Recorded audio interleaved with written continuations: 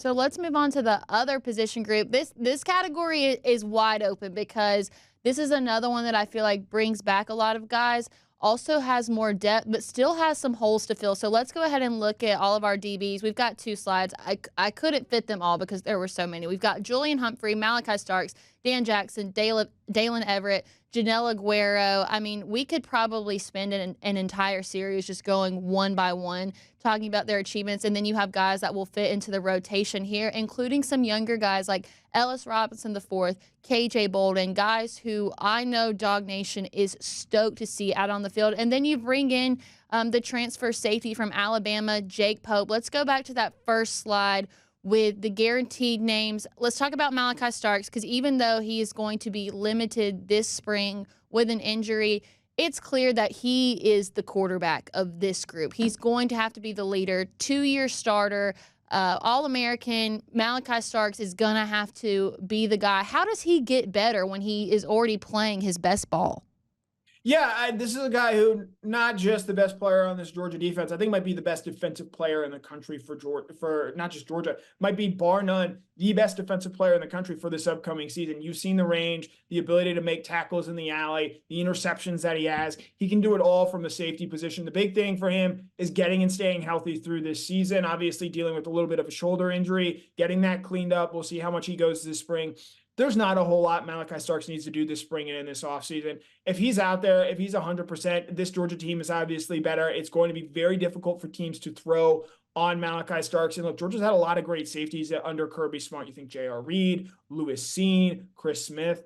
I think by the time Starks' career wraps up at the end of this season, because I do expect him to be a first-round pick in next year's NFL draft, I think we'll be talking about Malachi Starks as potentially one of the all-time great safeties to have played at Georgia, including even better than his head coach, Kirby Smart, who had 16 career interceptions. And Julian Humphrey broke news right before the Orange Bowl when he said that he was going to hit the transfer portal and ultimately decided to stay. How much better is this defense with Julian Humphrey deciding to return?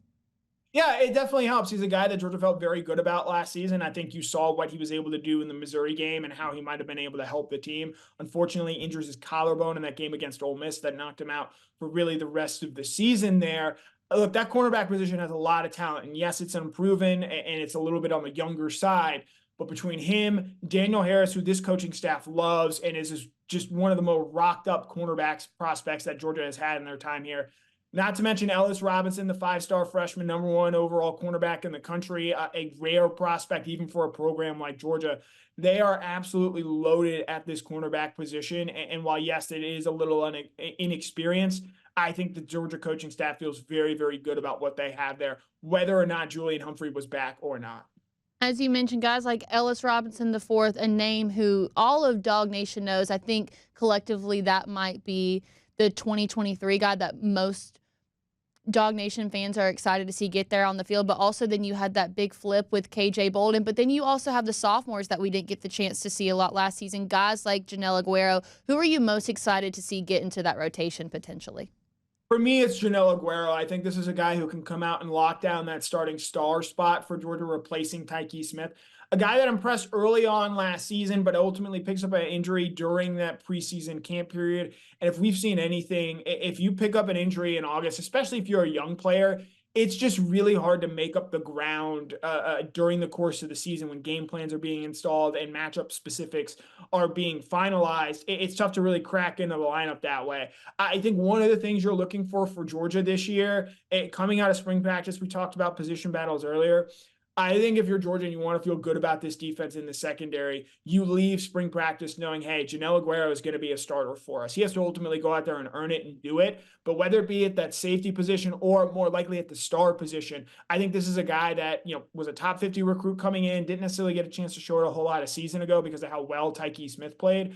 But I think Janelle Aguero is going to turn a lot of heads this spring, and that's only going to help Georgia come this fall. This is a position group that is collectively so stacked, has so much depth. You have so many options, but no group can be perfect. What are the biggest questions that need to be answered about the DBs before the season starts? It's just the lack of experience. Obviously, Malachi Starks, a 2-year starter. Dalen Everett had started every game last year for Georgia. Wasn't always perfect, but, that tends to happen when you play on an island, especially opposite Kamari Lassiter there. look, Georgia's going to be tested a lot in that first half of the season. Clemson on a neutral site, at Kentucky, at Alabama, at Texas, all before the bye. They're young in the secondary. And while, yes, we've just spoken about how talented they are, they're going to have to grow up really quickly, especially I think by the time that Texas game rolls around Mhm. with Quinn Ewers coming back, going on the road there. They bring in Isaiah Bond out of the transfer portal. They have a lot of talent at that wide receiver position. You saw Alabama struggle with that a season ago when they had two guys in Kool-Aid McKinstry and Tyrion Arnold who might ultimately go in the first round, not to mention Caleb Downs in that secondary as well. Mhm. This is an inexperienced secondary. It's on the younger side. Other than Malachi Starks, you don't really feel necessarily all that great. You don't have, other than maybe Dan Jackson and Starks, are guys that have played a ton of winning football at a high level. And so it's going to be very important for this group, which is very talented, I would point out, to get up to speed quickly and understand the difference between, being a part-time player and being a big-time player playing in big-time games for Georgia this fall. All right, so Connor's class is in session. What are you grading them? I'm giving them a B right now, and it's only because they have so much incomplete work.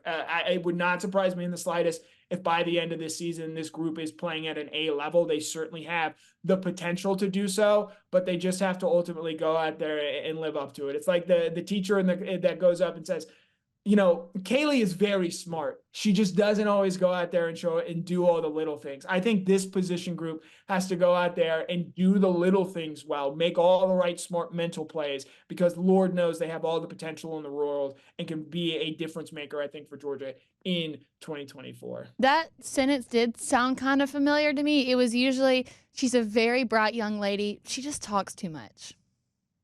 And you know what? I'd like to think that foreshadows a lot of what I do now.